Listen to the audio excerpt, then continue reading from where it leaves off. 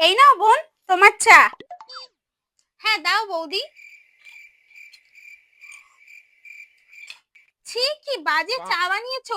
এই চা কি খাওয়া যায়? সকাল সকাল মেজাজটাই গরম করে দিলে। বাপের বাড়ি থেকে কি কিছুই শিখে আসোনি?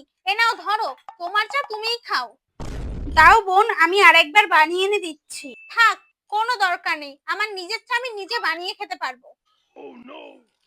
দাদা বিয়ে করে নিয়ে আসলো, ভাবলাম ভালোই হলো, এবার বৌদির হাতে অনেক রকম সুস্বাদু রান্না খেতে পারবো। কিন্তু ছি, যা রান্নার অবস্থা! আমার কপালটাই খারাপ। কিরে ফুটকুড়ি, তুই এত বড় হয়ে গেছিস, আমি তো জানতেই পারলাম না। তুই তোর বৌদির সাথে এরম ভাবে কথা বলছিস, তাও আবার নাকি একটু চাটা খারাপ হয়েছে তাই? আমি এই বাড়িতে বিয়ে হয়ে আজ 25 বছর এসছি, তাও তোর মতন এরকম ব্যবহার তো আমি কারোর সাথে করতে পারলাম না। বৌদি আর তুই তো প্রায় সমবয়সী, দেখতে গেলে 2-1 বছরের ছোট। তাই এই কদিন বিয়ে করে এসেই কি ও সব কাজ শিখে যাবে? কপাল খারাপ তোর না, কপাল খারাপ আমার যে তুই আমার মেয়ে।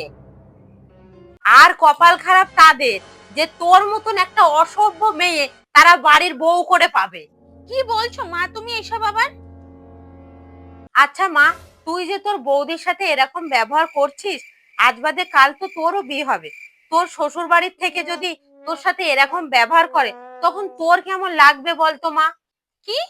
তুমি যেমন আমাদের এই বাড়ির রাজকন্যা, তেমনি কিন্তু তোমার বৌদিও কিন্তু তার বাবার বাড়ির আদরের রাজকন্যা। তাই কিন্তু তুমি এরকম ভেবো না যে আজকে বিয়ে করে এসেছে বলে সে চাকরানি হয়ে যাবে। তোর এই ব্যবহারই বুঝিয়ে দিচ্ছে যে ননদ বৌদির সম্পর্ক কোনো দিন ভালো হয় না।